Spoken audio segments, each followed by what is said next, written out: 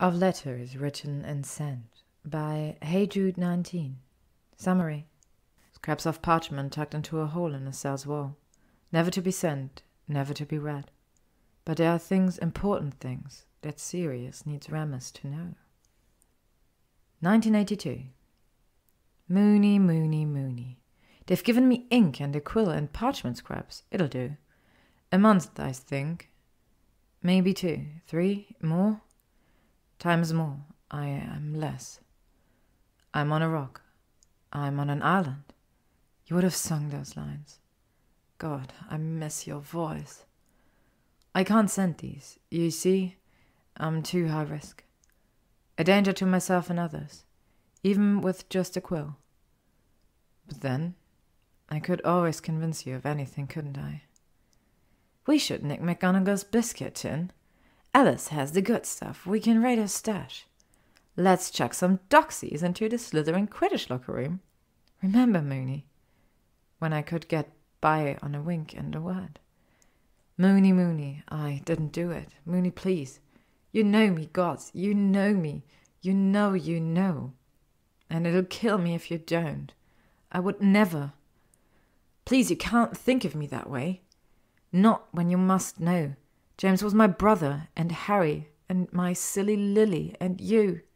Gods, you. I'll kill him, Remus, I swear it. I was so close. He took everything from me, all of it gone. You. And you'll never know. And Harry? What will Harry think? Will you tell him about me? I keep thinking about that. Whether you've damned me by now. Stars are meaningless through these cell bars. I only care to see moons.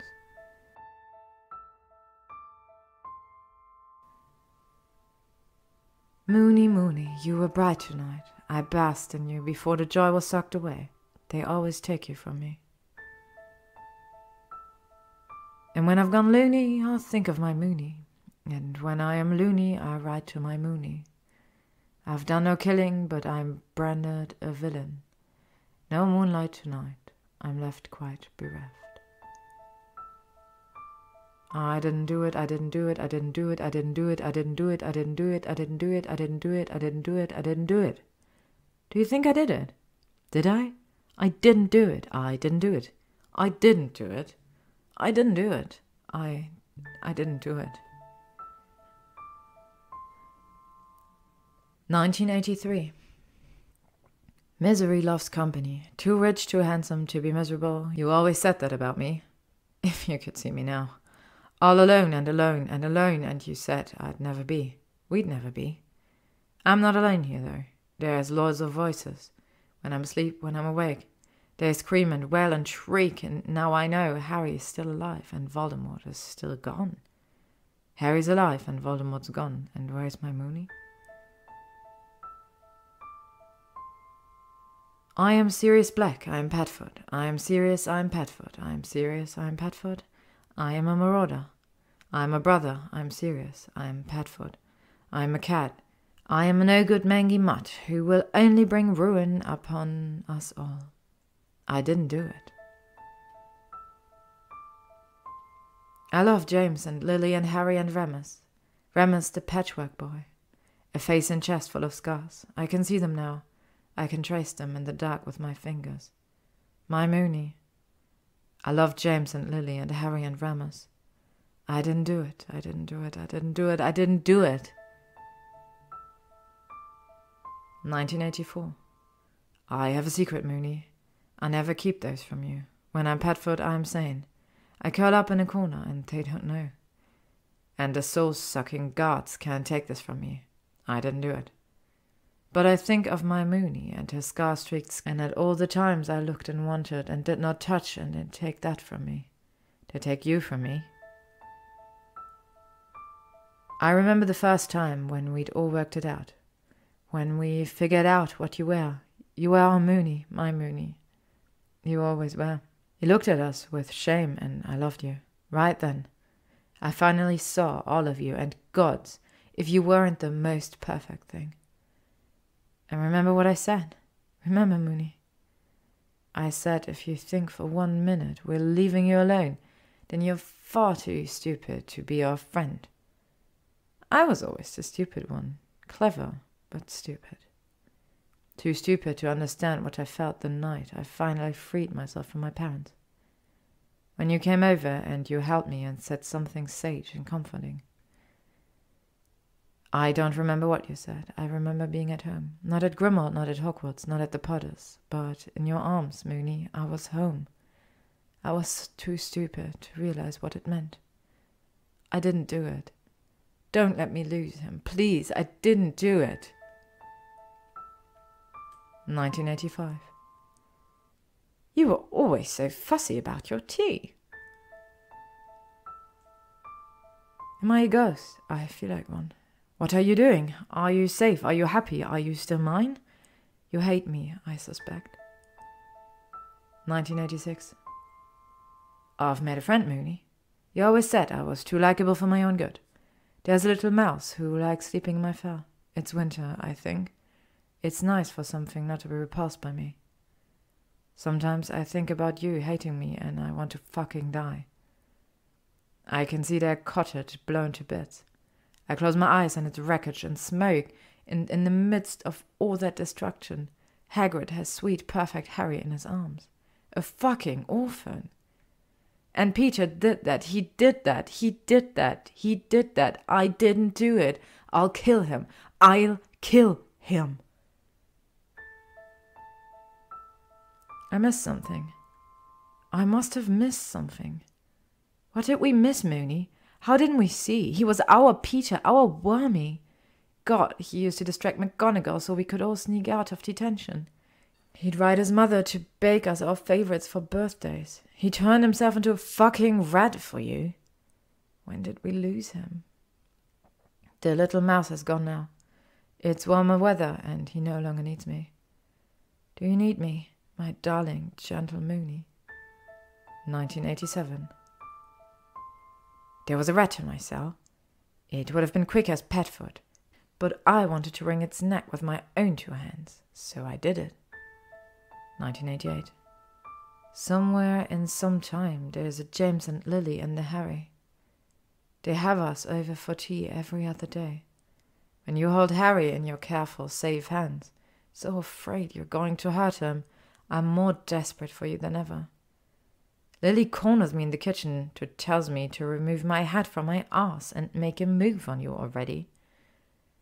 James wants you to be gentle with me. I was always the more breakable one. What we could have had, what we could have been. I didn't do it. You are home and I want to go home. 1989. There were too many clouds tonight. I only caught a glimpse of you. You always hated it. You resented it for making you into a monster. Never for 1 second did I see you as one. You were always at your most beautiful the mornings after.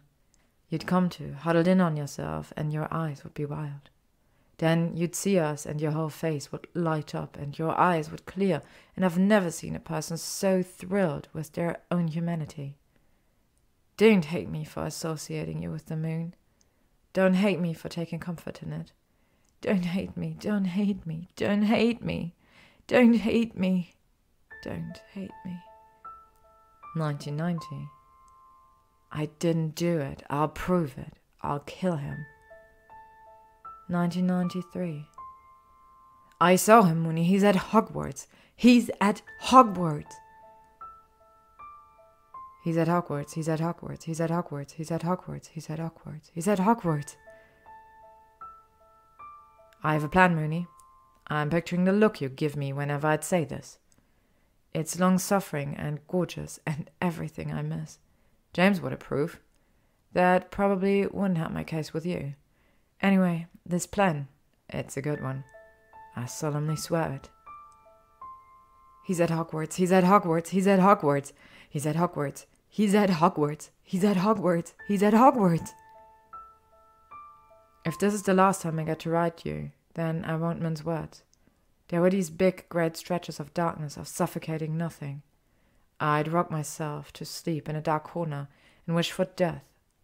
I'd stare into voids and wonder at the unfairness of it all. Then moonlight. You always thought yourself the quiet, unassuming intellectual. You were that, you consummate swot. But you didn't see and I never told you. Moony, you lit up everything and everyone around you. My universe was always lunar-centric. I'm coming home. June 14th, 1994. Dearest Moony, I'm a bit flummoxed, to be honest. All those years I spent trying to... I don't know. I'm sorry. I had all those years in my head with my own scattered thoughts, and now I have no idea what to write. Because you'll actually read this one. You will hold it in your hands and read it. We never get to say goodbye, do we? I have 12 years worth of things to say to you. But it could all be summed up thusly. Remus John Lupin, you inhabit my entire soul. Thankfully, I am still in possession of one. Take care of Harry for me, won't you? That brave, beautiful boy. Can you believe him? Abuses a time-turner and frees a wanted criminal. He's 13 and already showing us up. I felt him, and you? I felt you. I'm sorry, old friend. I'm somewhere safe now. I'm free and safe and apart from you again. If you ever mind to, come find me soon. There's so much I want to say and do that no mere letter can contain. Yours, Padfoot. Dear Padfoot, I see prison didn't alter your dull flair for melodrama, nor your ability to make me reckless. Gods, all it took was seeing your bloody name on the map and I lost all sense. I will berate myself every day for not taking my potion before chasing after everyone. What a foolish thing to do. And now I've lost you again. If anyone has failed here, it's me. Forgive me, please.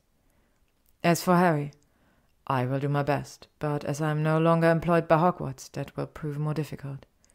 He is safe at his aunt and uncle's, and Arabella Figg keeps an eye out, according to Dumbledore. Knowing you are somewhere in this world, alive and free, will inspire every Patronus I cast from this day forth. Stay safe, please, for Harry, for me. Yours, Moony. Dearest Moony, remember the cloudless night on the roof of the headquarters? I was shadow bountiful once, and we were off our heads stargazing, and Marlene had her muggle music going, and you held my hand.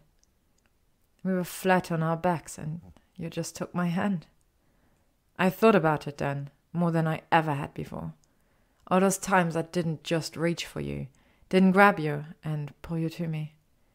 I should have rolled on top of you and done any of the 100 wicked things my depraved mind wanted. But the moment was too peaceful and your touch too pure. And I loved you all the more for it. Yours in pinning, Padfoot. Dear Padfoot, you're a terrible flirt, you know that. So many years of no correspondence and you choose to write absolute nonsense. No, Remus, what have you been doing? Fill me in on your life, dear friend. Just pushing my buttons with your specific brand of foolishness. Don't know what I expected, to be honest. Yours in exacerbation, Moony. Dearest Moony, let me speak plainly.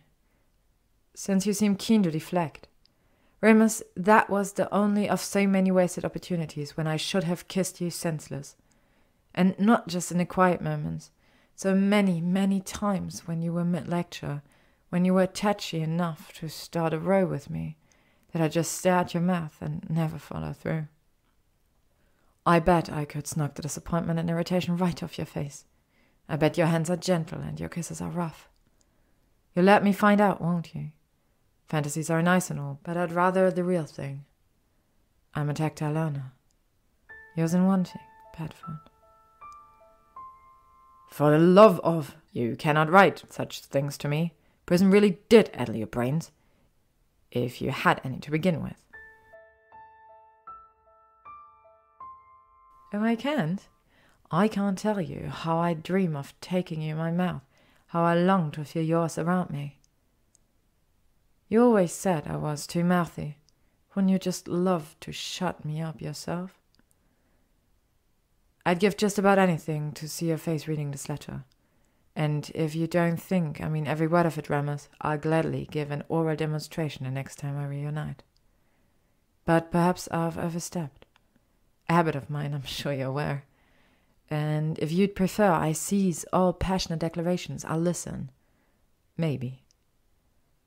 You deserve to know that you are desired, rabidly. Foaming at the mouth, but not in the rabies way. Petford. Rabidly, I swear to. Fine. I hope your smug ass enjoys my forthcoming unravelling. You were drunk. I don't expect you to remember, but it was the night we learned about Gideon and Fabian dying. We passed the fire whiskey back and forth for hours. Your hand was on my knee and your head on my shoulder. You said, "How many more, Remus? How many more are we going to lose?" And you kissed the corner of my mouth, then my jaw, then my neck. Then you said, "I can't lose my Moony," and fell dead asleep on my shoulder.